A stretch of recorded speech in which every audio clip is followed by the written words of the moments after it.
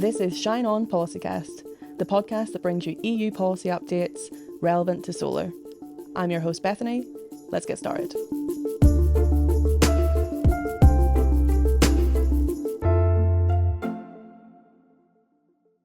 So welcome back to Policycast. This time we've got a long-time listener, first-time guest, Benji Clarke, our Global Markets Manager here at SolarPower Europe. So welcome, Benji. Thanks, Bethany. I am thrilled to be here. The sincerity. No, it's good to have you here. We talk about a lot of these topics off camera, so it's good to get you in front of the camera for once. So we've got a tradition, as you know, of bringing a prop onto the podcast, or our guests bring on a prop, and then I have to guess what it has to do with what we're about to speak about. So have you got a prop for me, Benji? Absolutely. I've got €10 that you absolutely can't have. Well, we'll see about that. But okay, so it's money I can't have. We're going to talk about COP. It's obviously around financing and the idea that there's some money out there that perhaps some stakeholders can access. 10 out of 10. We're off to a great start. So COP29, it's just wrapped up in Baku in Azerbaijan. And what's the general feeling around this year at COP? Was there a lot of ambition to get things done? Did we get things over the line? What's your thoughts?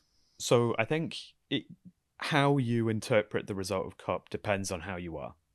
Who you are, sorry, not how you are. Anyway, maybe it also depends on how you are. Yeah, also that. But yeah, if you're a small island state or a least developed country, you are probably not at all satisfied with the outcome of COP. Because there is political pressure on you to do an energy transition, kind of industrialize, but also do an energy transition to a clean economy as well, all at the same time. And the amount of finance that is kind of being mobilized by already industrialized countries and so on and so forth is far below the level that you need to achieve these things. So small island state, least developed country, absolutely not at all thrilled with the outcome. If you're a kind of broadly Western country or Western aligned country, let's call it, you can look at it and you can see, you can look at the outcomes and you can see a kind of raised ambition for climate finance from 100 billion a year to 300 billion a year. And also you'll be quite positive about having successfully defended the idea of a transition away from fossil fuels that came out of COP28. It was still in the conclusions in COP29, despite the efforts of petrostates to get rid of that language. Which brings me on to the petrostates. So how are they feeling? Yeah, again, probably kind of mixed, because you didn't achieve your ultimate goal of essentially dropping the language of a transition away from fossil fuels. So that's a kind of L for the petrostates, but a win for the planet.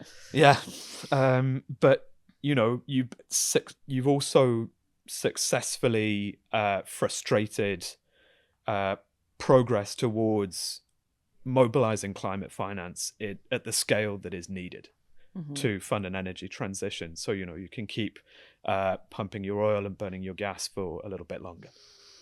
Which, yeah, in the grand scheme of things, maybe not great news, but it sounds like there are still some parts of COP that we can feel a bit positive about. And maybe we can bring it back to the idea that the fossil fuel phase out is still there. And the voice of renewables has been growing more and more every year at COP.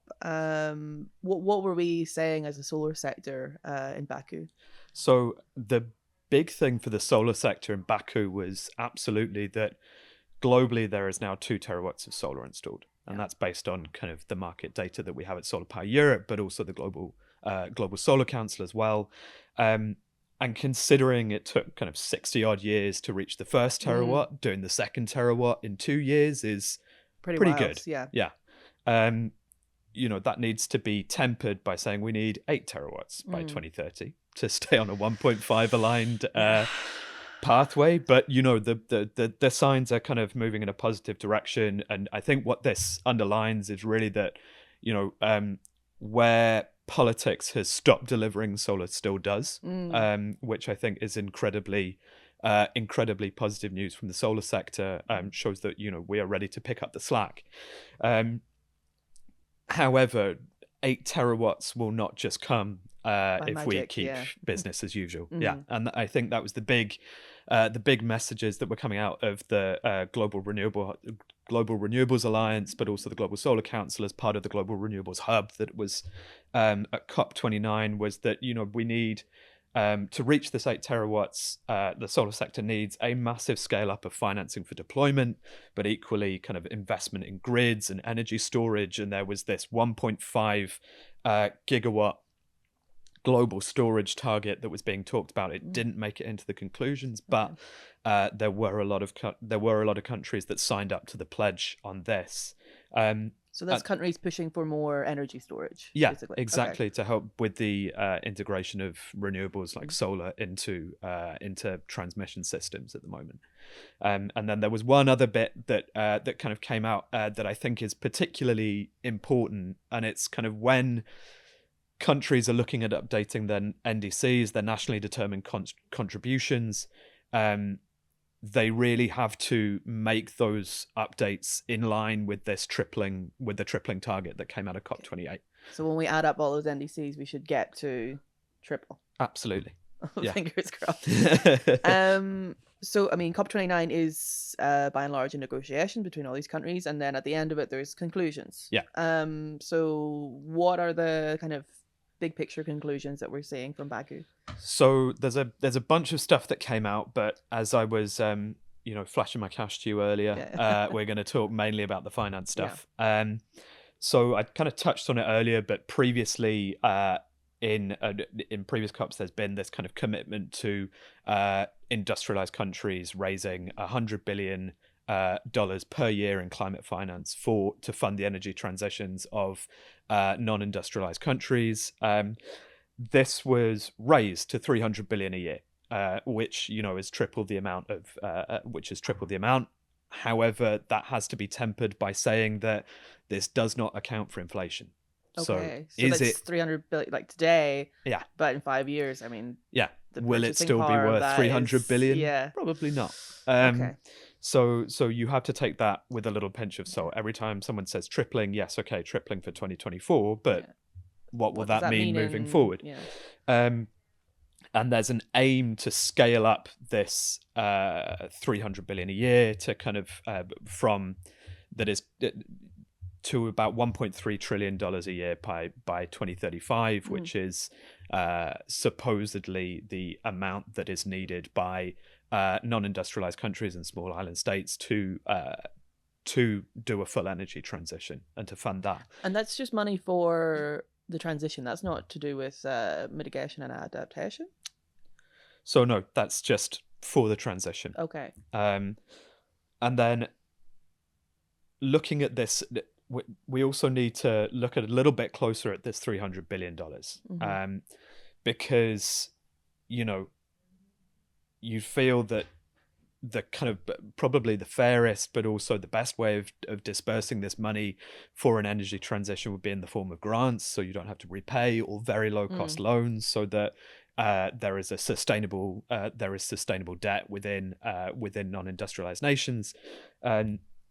However, this is not where it's coming from, and in the conclusions, there's very kind of vague language about this coming from a wide variety of sources: public and private, bilateral and multilateral, and alternative sources. Okay. So where exactly this 300 billion is going to come from? And the public and private part, so that's not 300 billion that's going to come from government money and from foreign aid. They're also relying on private partners there. Yeah, so you'd imagine that would come in the form of kind of public-private partnerships and so on and so forth, but because the rest of the trillion that is needed for 1.3 trillion is coming from essentially private sector investments, kind of the occasional levy on gas and oil production, frequent flyers, shipping, whatever. But let's see if that actually happens. But yeah, so you're looking for 1 trillion of private sector investment per year by 2035, and then 300 billion not in the form of kind of sustainable debt, basically. Okay, It's so a mixed result. mixed result. And it seems like, the last few years, or sort of maybe even since Paris or the Paris COP, we get kind of mixed results at COP. Many people aren't happy. Do you find that COP is still a sustainable format for these kind of negotiations? And, should we still be planning to have this kind of structure in our climate action? Well, I'm going to give an unhelpful answer here, but COP is essentially relevant until the moment that it's not. What you see more and more and more in COPs these days is an increasing tension and a contradiction between scientific evidence and the need for an energy transition on one hand, and the kind of the economic returns that fossil fueled capitalism brings on the other hand. And, at the moment you get, I think this year, Papua New Guinea decided not to attend COP because it felt it wouldn't deliver anything, and it was kind of a waste of time for Papua New Guinea. And you had small island states and least developed countries at one point walking out of the negotiations, saying that, this was not fair and not delivering anything for them. On the other hand, you've got Saudi Arabia kind of unilaterally trying to impose changes on the conclusions in a kind of fairly unorthodox way. So, there's a lot of tensions there about which way do we go. And COP is the fascinating thing about COP is that it really brings all these to the forefront and kind of is almost acts as a barometer for where is this tension leading?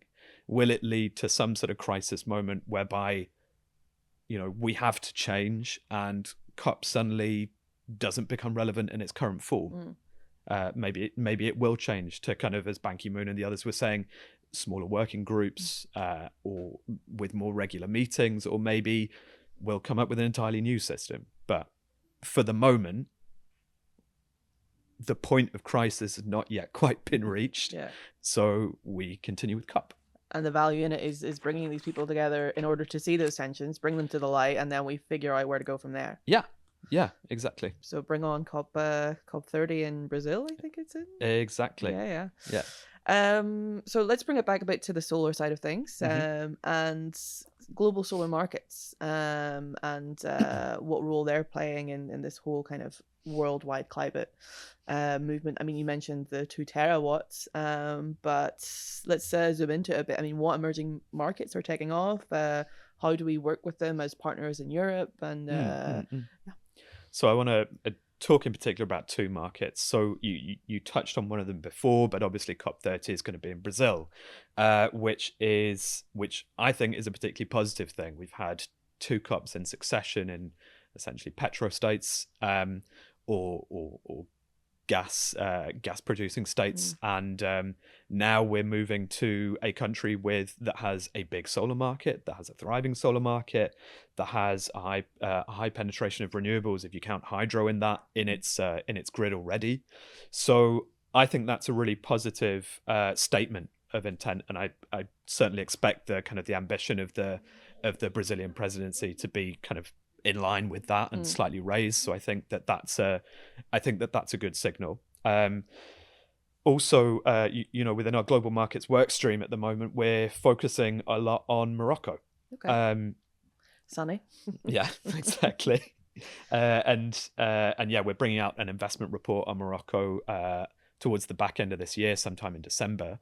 And we're, what we see there's a new set of legislation that is kind of being implemented at the moment, that is kind of under design as well, that actually contains a lot of positive stuff, that creates a lot of new market opportunities for solar, both in the kind of the mid-sized C&I segment as well as industrial scale segment as well. So that is great.